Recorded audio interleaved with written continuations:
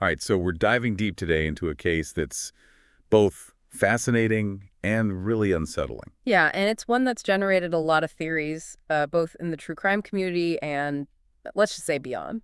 We're talking about the Elisa Lam case, and I got to say, looking through all this material you sent me, Hmm. it's a lot to take in. It is, and I think that's part of what makes it so compelling. We have this young woman, Elisa Lam, a Canadian student traveling alone in LA in 2013, and she vanishes. And then, of course, the discovery of her body in the rooftop water tank of the Cecil Hotel weeks later. I mean, talk about a chilling detail. Absolutely. And then there's that elevator footage, her last known moments. It's become almost infamous and really fueled so much speculation. Definitely eerie is a good word for it. But before we jump into all the theories, and there are a lot, we need to lay some groundwork, right? For sure, we need to understand the context, the who, what, and where before we can even begin to grapple with the why. Exactly. So let's start with Elisa herself. Who was she? What brought her to the Cecil Hotel? Well, Elisa was a 21-year-old student at the University of British Columbia, and she was on a solo trip to California, kind of a West Coast adventure, visiting different cities. And the Cecil Hotel was her stop in Los Angeles. Mm-hmm. I mean, infamous is one word for it, but what was its reputation like back then?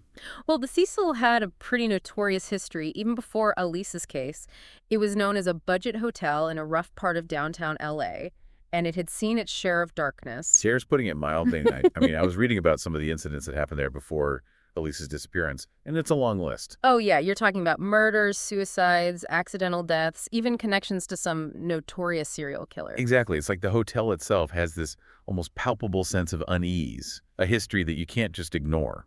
And that history definitely plays into the theories surrounding Elisa's death. It makes you wonder if the place itself is somehow connected to her fate. Okay, so we've got this young woman on a trip.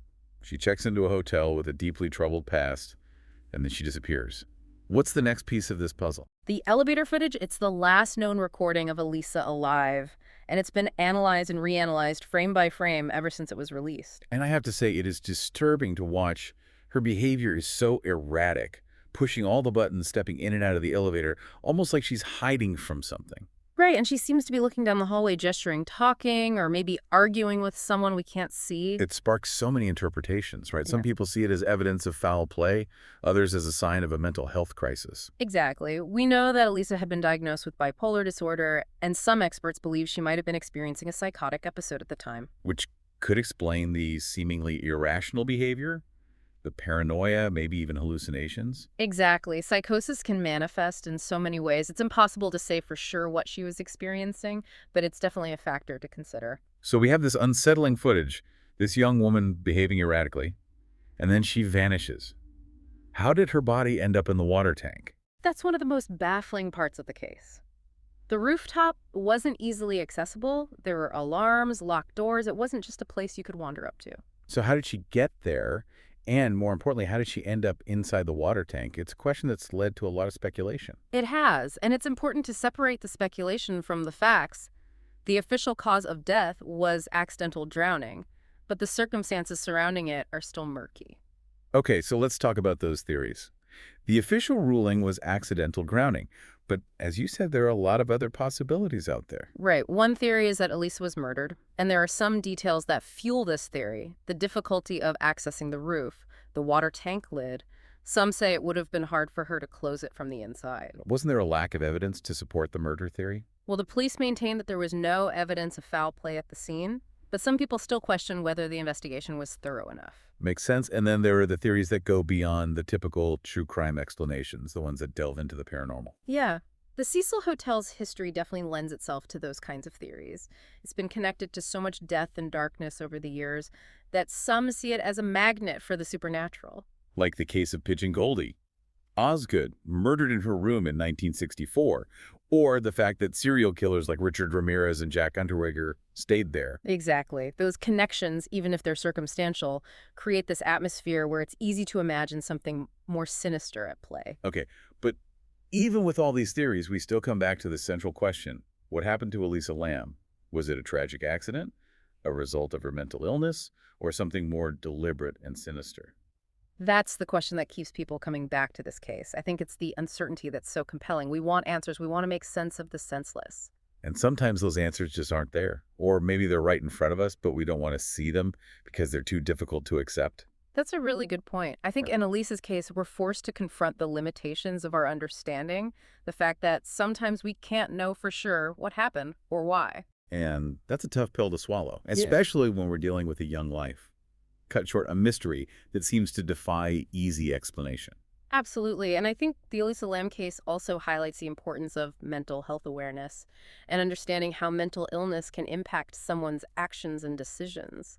It's a reminder that sometimes the scariest monsters aren't the supernatural ones, but the ones that lurk within the human mind, the ones we can't always see or predict. And that's a truly unsettling thought, but one that we need to grapple with if we want to understand cases like this and prevent similar tragedies from happening in the future. So for you listening, what do you make of the Elisa Lam case? Do you think the answers are out there somewhere hidden in the evidence or the theories? Or is this a mystery that will forever haunt us with its ambiguity? And maybe that's the most terrifying thought of all, that sometimes the truth remains elusive and we're left to grapple with the unknown. The Elisa Lam case is a stark reminder that even in our hyper-connected world, some secrets will stay buried and some questions will remain unanswered. And that's a chilling thought, but it's also a call to action, to continue seeking answers, to keep asking questions, to never stop searching for the truth, even when it seems impossible to find. Because sometimes the journey itself, the act of seeking, is what brings us closer to understanding, even if we never reach a definitive destination. That's a great way to put it. The search for truth is never truly over. And in Lisa's case, it's a search that continues to resonate with people all over the world. And maybe that's her legacy, a reminder that even in death, she continues to spark conversations, to challenge our perceptions, and to force us to confront the darkness, both within ourselves and in the world around us. And ultimately, that's what makes this case so compelling. It's not just about solving a mystery. It's about exploring the human condition, the fragility of life, and the enduring power of the unknown. Thanks for joining us on this deep dive into the Elisa Lam case. We hope you found it as thought-provoking and unsettling as we did. And if this case has sparked your curiosity, we encourage you to do your own research. Dig into the evidence, explore the theories, and come to your own conclusions. But be warned, once you enter the rabbit hole of the Elisa Lam case, you might never fully escape its grip. The mystery lingers, the questions remain, and the truth is out there somewhere waiting to be discovered. Or maybe not. Until next time, keep searching, keep questioning, and keep your minds open to the possibilities, both the mundane and the extraordinary. And remember, sometimes the most unsettling truths are the ones we find not in the shadows, but in the reflection of our own humanity. Thanks for listening. And be careful out there.